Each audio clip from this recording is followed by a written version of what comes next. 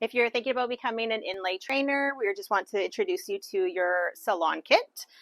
So it starts with the Lash Filler Salon Kit. This is the same one that your students will get. So in this kit, you will get the step 1, 2, and 3 of the lash filler treatment. You'll get the Mousse Magica, the Molecular 4, total 10. So that has the small to extra large in the Dolly Shield as well as the Natural Shield.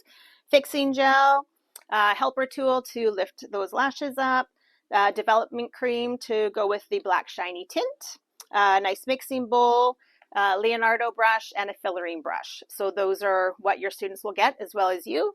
And then besides all that, you'll have the aloe mousse to cleanse the lashes beforehand, the Pro Tint Remover, saline pre-treatment, Picasso brush, that's the brush that you really need to penetrate filler 3 into the lashes, the Forma shield, so they're the universal shields, the blue night tint for really dark lashes, F brushes for those after perfect pictures, Helper 2.0 for finer lashes, black iPads, you'll never have to use disposables again, and then all an inlay tray, and that will be able to hold all of your products.